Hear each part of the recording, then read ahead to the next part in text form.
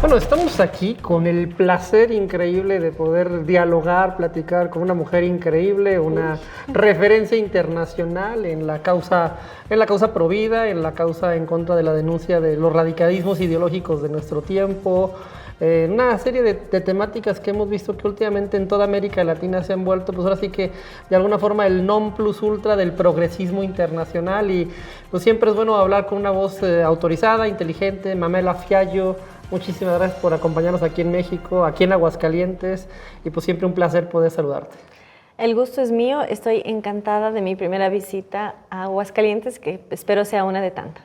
Esperemos que sean muchas, pero queremos, fíjate, aprovechar tu oportunidad, ahora sí que para profundizar en tu visión de esta, de alguna forma, de esta época que nos ha tocado vivir. Hemos visto cómo de alguna forma, los últimos años, el progresismo ha tomado cada vez más fuerza a nivel internacional. Hemos visto cómo emergen movimientos supuestamente sociales, supuestamente reivindicativos de opresiones históricas y estructurales, movimientos como el tema feminista o los lobbies LGTB o temas indigenistas, o en Estados Unidos Black Lives Matter, y pues uno no deja de ver con preocupación estas llamadas políticas de identidad, ¿no? Estos grupos que apelan a un discurso de supuesta opresión y que en toda América Latina están generando conflictos. ¿Cuál sería tu visión general de este fenómeno internacional? Bueno, primero que nada, dejar en claro que el progresismo no tiene nada que ver con el progreso, sino con pasos progresivos hacia el totalitarismo. ¿Y qué es el totalitarismo? Es que todo esté bajo el poder de un eje central, y entender que todo lo ya mencionado es la interseccionalidad. Y México tiene un rol clave en este sentido, porque la vieja izquierda, el socialismo marxista, nos quería hacer enfrentar a la sociedad entre ricos y pobres, proletarios y burgueses, empresarios y empleados. Pero la nueva izquierda, tras la caída del muro de Berlín, ¿qué enfrenta? Al hombre y la mujer, Europa con América, el blanco con el indígena, el blanco con el negro en el norte, la tecnología con la naturaleza, pero sobre todas las cosas al Padre Celestial con la Madre Terrenal, la famosa Pachamama. ¿Y por qué digo que México es tan importante? Precisamente porque México tiene todo aquello que quiebra ese relato, que es ¿qué? La aparición de Nuestra Señora de Guadalupe.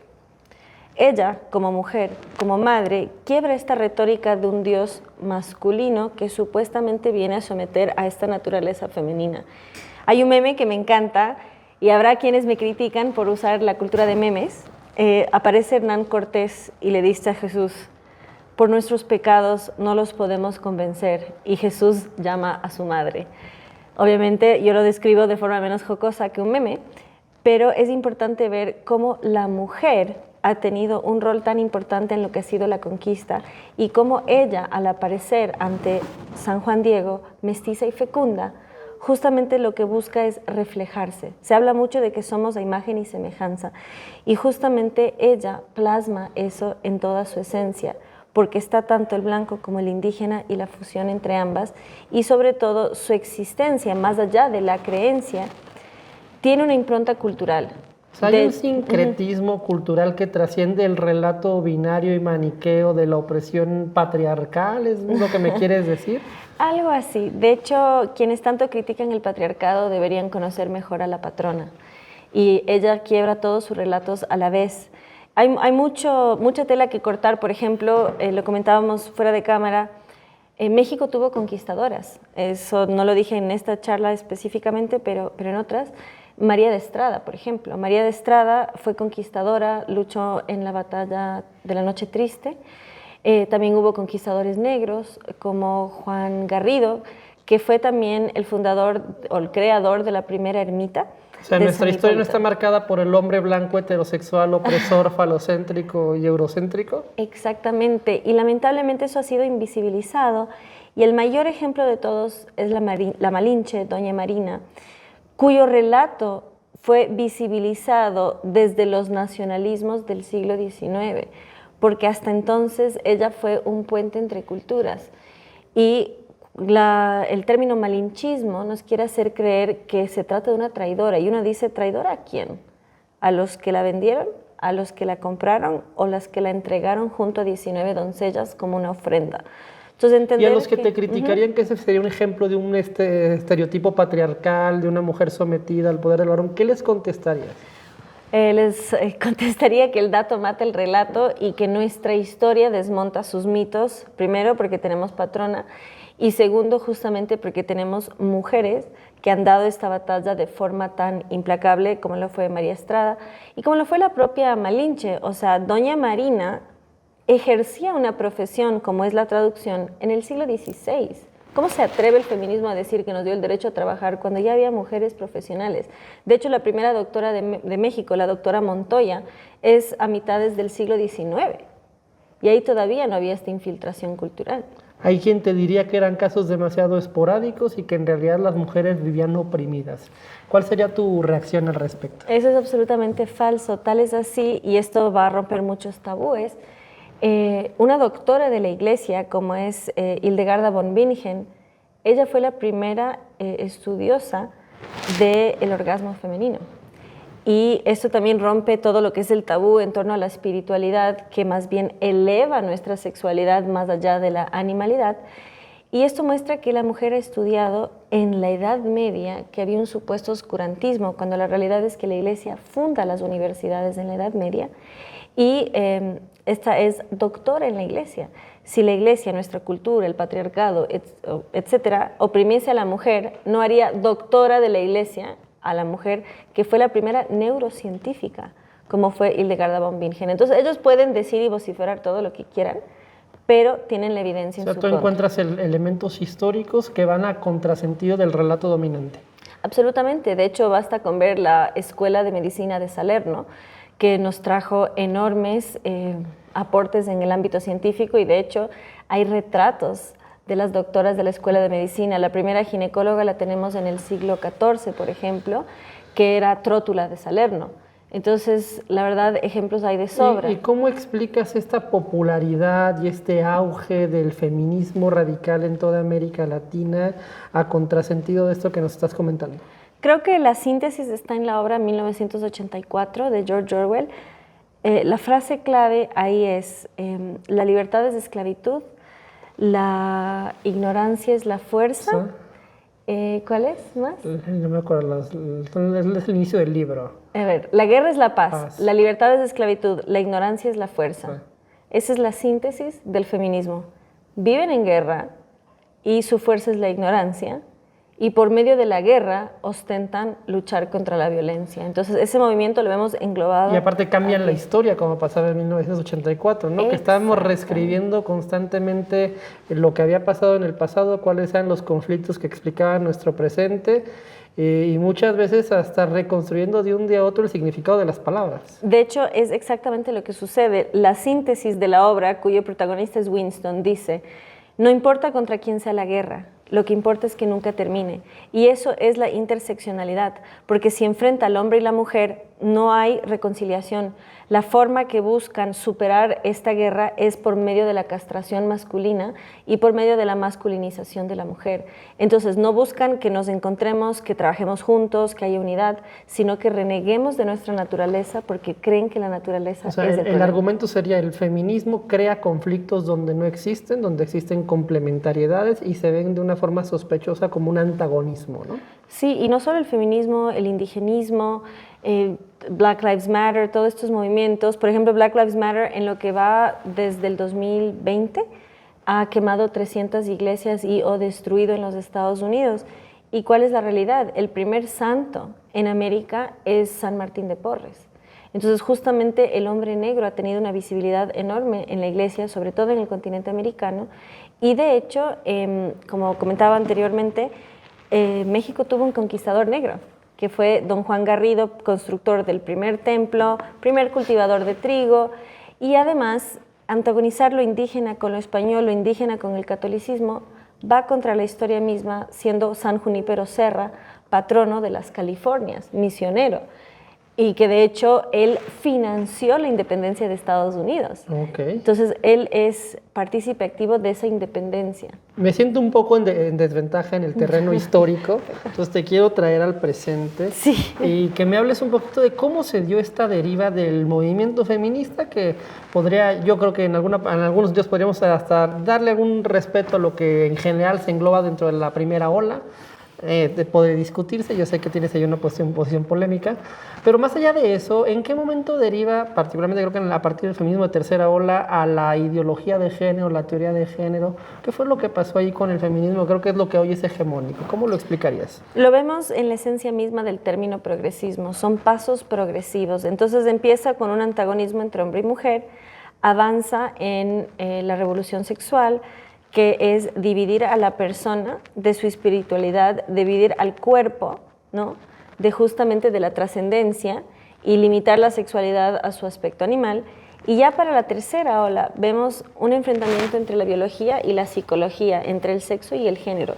Poco a poco dejar de tratar a la persona como un ser integral, primero enfrentando al hombre y la mujer que son una sola carne, y esta progresividad va a enajenarnos de nuestra identidad. Una sola carne significaría son complementarias. Son complementarios, sí, y tal es así que juntos hacemos la vida. Es correcto. Y se construye el relato de que somos antagónicos, de que hay una discusión de opresión que van mucho este relato, ¿no? Exacto. Y luego, ¿cómo gira esto también hacia los temas LGTB? O sea, porque parece ser que el impacto cultural se extiende, pero ¿cómo es ese proceso? Esto es parte de la cuarta ola del feminismo, que es la de la interseccionalidad de estos antagonismos, y vemos ya como el nuevo sujeto de opresión a la persona LGBTQIA+, y las siglas que vendrán, contra la persona heterosexual que se sienten en desventaja. Y esa es la famosa ventana de Overton, donde empezamos por la tolerancia y terminamos en el rechazo, que es que hoy ya hay publicaciones que dicen que no existen los heterosexuales. O sea, de pasar a ser una minoría, pasan a ser la nueva realidad. Entonces, niegan la realidad de la mayoría de nosotros para imponer su relato. En lugar de reconocer, sí, hay gente que tiene atracción hacia el mismo sexo, son gente como nosotros, a decir, ustedes los heterosexuales además, son anormales. Por definición no es una excepción, no es algo, es una excepción, no la regla. Digo, la regla, porque si no se acaba la especie humana, pues es la reproducción heterosexual de la especie, ¿no? Es así, pero lo que estamos viendo es que hay una tendencia cada vez más anticientífica y pro-ideológica y sobre todo un dominio entre los medios masivos que imponen un relato. Y esos medios masivos pareciera ser que están haciendo eco de este tema, de alguna forma, del reinado de las emociones, ¿no? De hasta qué punto a través de los medios de comunicación, de las pantallas, y ya no hablemos del internet, se está construyendo por ahí una cultura que pareciera ser completamente anclada a la irracionalidad, emotivista, cortoplacista, que no reflexiona, que no piensa a largo plazo y que básicamente lo que hace es entronizar caprichos. Entonces, ¿qué puedes decir al respecto? Es una muy buena definición. ¿Y cuál es la realidad? Desde la Revolución Francesa, que fue la gran ruptura en muchos aspectos, vemos que hay un creciente movimiento a favor de los derechos y ya no de los deberes. Lo que hay es una búsqueda de la infantilización del adulto. Ya no es una persona responsable, sino que es una persona siempre en función de pedir a quién, a papá Estado. El verdadero patriarcado es hoy el estatismo y sobre todo el globalismo de organizaciones internacionales que someten nuestra soberanía nacional, familiar y luego individual. Pero lo que vemos es que no nos desarrollamos como adultos plenos, sino que pasamos a ser unos adolescentes perpetuos pidiendo permiso papá Estado. Y todo va en función de ese capricho y lo vemos en el activismo, lo vemos en el vandalismo, vemos cada vez menos adultos y cada vez más niñatos haciendo berrinches. O sea, el paternalismo que antes se consideraba en el siglo pasado un fenómeno meramente economicista, de alguna forma de atender a sectores marginados, dándoles algún apoyo, alguna despensa, una cosa completamente clientelar, ahora ha pasado a entronizar caprichos de identidad a partir de ideologías que se han entronizado a nivel internacional y que desde el poder de esa supuesta autoridad descargan todo su contenido ideológico en los estados y nos lo recetan a las sociedades en toda América Latina y en el mundo, ¿no? Exactamente, y es bastante fuerte porque lo que va haciendo es, al suplantar el Estado el rol paterno, va desplazando el rol de los padres de familia. En mi país natal, en el Ecuador, en el 2018, la Corte Constitucional declara al Estado salvador externo. Los mismos proclamadores del Estado laico le dieron potestades mesiánicas al Estado, frente a que, si uno no quiere que su hijo sea ideologizado en materia de género, el Estado interviene como salvador. Entonces, sistemáticamente nos quitan la patria potestad. En España está sucediendo lo mismo, por eso se crea el PIN parental, para proteger a los menores. Y lo que vemos es eso, el Estado va ocupando el rol del padre de familia. Y esto en Estados Unidos se ve sobre todo entre las familias negras. Hay una ausencia paterna brutal. Y es ahí cuando tú hablas de totalitarismo, porque empieza de alguna forma esta ideología a través del poder político del Estado a inundar todos los espacios, incluso los privados, de la vida social, ¿no? Exacto. De hecho, en Estados Unidos se habla de políticas de plantación, donde el Partido Demócrata se ha convertido en la nueva plantación. Ya el negro no tiene como amo a su propietario, como en la era de la esclavitud transatlántica, sino que es el Estado el que suple esa función. Más del 90% de los negros votan por el Partido Demócrata. ¿Por qué? Porque se ha convertido en su padre protector y proveedor. Son cada vez menos los padres de familia y da para rato toda esta explicación, pero recomiendo mucho a este teórico que se me escapa el nombre, en este momento le estoy viendo la cara, es un teórico negro justamente, se me confunde con Tom Woods. ¿Será Thomas Sowell? Thomas Sowell, sí, muchísimas gracias.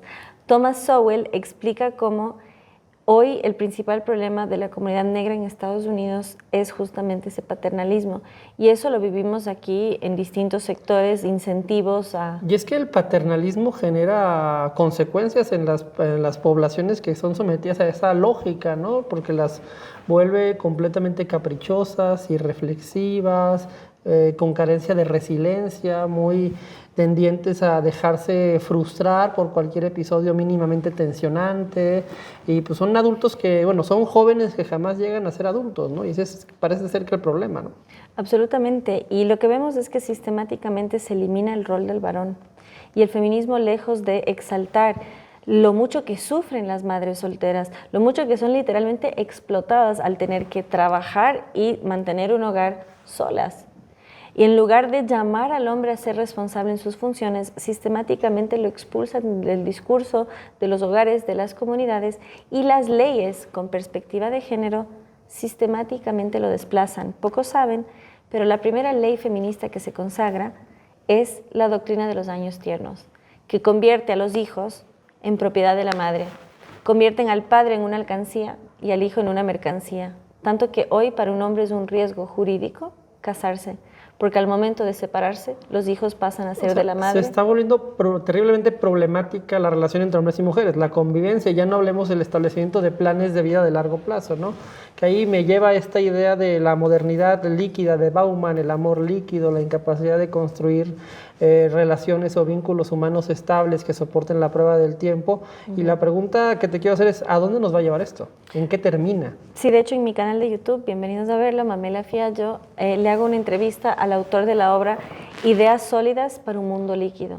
Justamente donde todo está tan disipado, donde no hay sentido de verdad, es cuando más la debemos defender con uñas y dientes. Debe haber una base sólida, al menos de lo verdaderamente demostrable, de aquello que podemos compartir, de aquello que podemos debatir incluso. O sea, si no existe el hombre y la mujer, ¿cómo puedo defender a la mujer?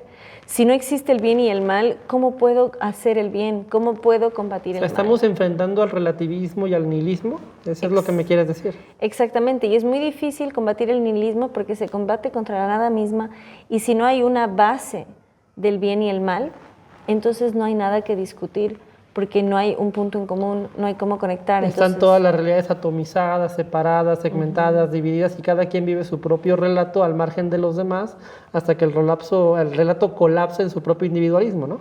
Exacto, y por eso es tan importante proclamar que solo la verdad nos hará libres, De lo contrario, somos esclavos de la mentira. Que no necesariamente, y ahí probablemente te voy a problematizar, no necesariamente implica una discusión religiosa, ¿no? Estamos hablando incluso de una discusión antropológica, política, sociológica, que yo entiendo que la antropología cristiana es una base muy sólida para Occidente, pero en última instancia, con independencia de la discusión teológica, es una base antropológica científica, ¿no? Es una base antropológica sólida que se sostiene incluso para quienes no son creyentes.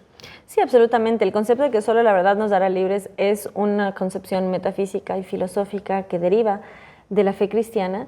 Sin embargo, quienes no adhieran a ellos, quiera que no, son parte de esta civilización. Y además tienen el desarrollo de justamente el método científico que es producto de nuestra civilización. Y debería, si es que hubiese una mente verdaderamente científica, podríamos tener debates serios. Pero si no hay una base de lo real, de lo demostrable, entonces es muy difícil. Pero se ha vuelto dialogar. muy difícil debatir con seriedad. Tú has tenido muchos debates con personajes de los grupos progresistas, feministas y demás, y pareciera ser que debaten eslóganes, que regresan a lugares comunes, que son incapaces de profundizar en un argumento, de analizar filosóficamente o pensar en una perspectiva de largo plazo qué es lo que están sosteniendo. ¿Cómo construir una narrativa, un debate, una reflexión pública en un mundo tan líquido, por volver a ese concepto? Decía San Agustín que la verdad es como un león, hay que soltarlo y se defiende por sí mismo. Cuando uno va con la verdad debe ir sin titubeos y con la verdad tan clara. ¿Por qué? Porque el que miente tiene que estar pisando sus pasos porque de lo contrario se le prende fuego la cola. Entonces yo invito a quienes tienen una concepción de verdad, quienes tienen una búsqueda de la verdad, una mentalidad y un apetito científico por la misma, a perseguirla y a defenderla. Porque de lo contrario va a llegar un punto donde nos digan, en nombre del progreso, salta hacia el precipicio. ¿Por qué? Está hacia adelante.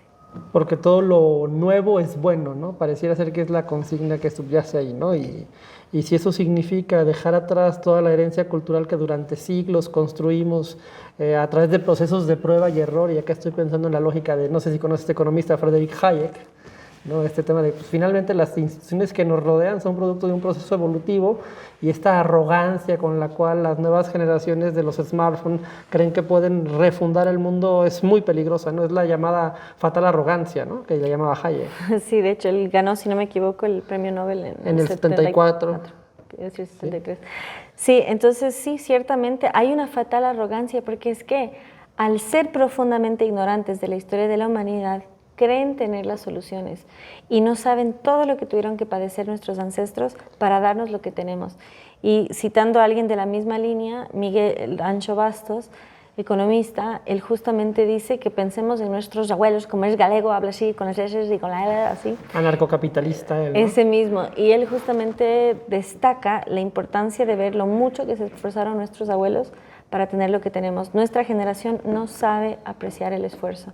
Yo creo que hay que empezar a cultivar y que los muchachos aprendan a ensuciarse las manos y saber lo que cuesta sembrar y cosechar, porque la tienen muy fácil y eso les genera crisis. ¿Por qué? Porque el mundo real es mucho más difícil que hacer clic y que te den lo que quieras. Me recuerdas esta idea de Jordan Peterson que está en el prefacio de su libro de los mapas de sentido, que habla de que más que un error filosófico ancestral, más bien nos encontramos a una ignorancia filosófica moderna, ¿no? O sea, ese es el gran problema, ¿no? Una incapacidad de las nuevas generaciones, quizás de alguna forma intelectualmente limitadas por los aparatitos, los celulares y demás, de entender la profundidad de la reflexión antropológica ancestral que ha construido las instituciones de las cuales dependen, ¿no? Absolutamente, y en ese sentido hay que hacer un mea culpa entre los padres de familia y los adultos, que es muy fácil mantener al niño entretenido con el teléfono o la tablet, etcétera, pero realmente el estímulo que necesita el niño para enriquecer su léxico viene del diálogo. Entonces, por comodidad estamos permitiendo que los niños sean creados por la máquina, por la basura que hay en redes, y ahí cumple un rol, y ahí nos ponemos el gorrito de aluminio, ahí cumple un rol súper importante TikTok. TikTok, cuando uno adhiere a esa red social, firma que entrega sus datos. Entonces, tenemos desde China manejadas nuestras bases de datos. ¿Y cuál es la realidad? En China, TikTok tiene un contenido limpio, pero aquí, en Occidente, es una función ideologizante y sobre todo degradante. O sea, ¿tú dirías que toda esta problemática tiene una dimensión incluso internacional, de geopolítica compleja, que podremos incluso estar viendo cómo esta realidad es producto de un ataque deliberado por parte de una potencia internacional contra Occidente? Absolutamente, suena un poco fuerte, pero es real y la evidencia está. Yo por eso sugiero, si es que quieren tener TikTok, tengan un teléfono viejo, que lo tengan solo con ese fin y tengan sus datos importantes en otra. Y además, si tienen niños, que esté bajo supervisión adulta, porque la verdad que la basura que consumen y sobre todo los límites morales a los que conduce esa red social es algo que no hace bien a los menores. Hacia el final de la plática me gustaría aterrizar en México, porque ya llevas algún tiempo aquí en México, has recorrido todo el país. ¿Qué has encontrado particularmente en la vida pública, en los partidos políticos, en los debates en los medios de comunicación a los que has ido? ¿Has encontrado que estos temas están de alguna forma presentes o más bien una forma de mirar hacia otro lado, de no queremos intentar dimensionar la trascendencia de estas problemáticas? Absolutamente se ve. Yo me voy con un buen sabor de que todavía hay una fibra moral sólida en el mexicano promedio. Una reserva moral. Una reserva moral, sí, absolutamente. Y esto es importante porque justamente hay que diferenciar Estado de nación. La nación es del pueblo y sus tradiciones, el Estado es del sistema político que lo rige. Y esto es importante diferenciar porque el gobierno de turno no representa necesariamente a la población. Entonces, también veo una profunda degradación en otros sectores, más en unos que en otros, más en unas regiones que en otras, pero hay una reserva moral, una base que busca la verdad, que defiende sus tradiciones. ¿Y has encontrado ese correlato en los partidos políticos, en lo que conoces de la política mexicana o no? Sí, no, o sea, en algunos referentes, pero porque no esto tiene que llegar a la política en algún momento, ¿no? Esta discusión creo que termina por decantarse hacia allá, ¿no? Sí, yo creo que hay que hacer una introspección bastante profunda porque vemos, por ejemplo, en la oposición muchos grandes referentes, pero quizás en las jerarquías no un compromiso para reflejar esos problemas. También hay un problema que al estar tan cerca de Estados Unidos puede haber una alianza, por ejemplo, muy cercana al Partido Demócrata, que no respeta la soberanía de los mexicanos ni de nadie en el mundo. De hecho, no sé si están al tanto, el Acuerdo de la Ciudad de México lleva su nombre y es una iniciativa donde Estados Unidos tenía prohibido financiar el ABO-RTO con fondos públicos. Biden lo revocó y bajo su administración se usan fondos públicos de los impuestos ciudadanos de Estados Unidos para financiar esa práctica de México para el sur. Entonces hay una agenda literal de control de población, no de reducir la pobreza, sino de reducir a los pobres. Las feministas te dirían que es la lógica de la defensa de la pobreza en la que viven estas mujeres que recurren a los abortos. ¿Qué les contestarías? Que justamente su falta de empatía y su falta de conexión con la realidad del otro les lleva a hacer creer que es peor nacer en la pobreza que matar a un ser humano indefenso. Entonces lo que muestran es un profundo elitismo, una desconexión de la realidad y una eugenesia de decir quién merece vivir y quién no. Por eso es tan importante vincular, y de hecho tengo un libro... Eso es lo que hacían los nazis. Así es, yo tengo un libro del cual soy coautora, Igniting Liberty, que está en Amazon, que justamente vincula el ABO-RTO con el totalitarismo, porque no es libertad sobre tu cuerpo, sino darle al Estado el poder de decidir quién nace y quién muere. Impresionante. Pues Mamela Fiallo, no nos queda más que agradecerte estos minutos de tu tiempo para poder abordar estas temáticas, dar algunas pinceladas de lo complejo que es este tema y pues agradecerte tu lucha, tu esfuerzo en toda América Latina para poder de alguna forma poner esta discusión en la agenda y de alguna forma llamar a más conciencias al debate público y a la formación en esto que se llama la batalla cultural, ¿no? Mamela, muchísimas gracias. Es un honor servir.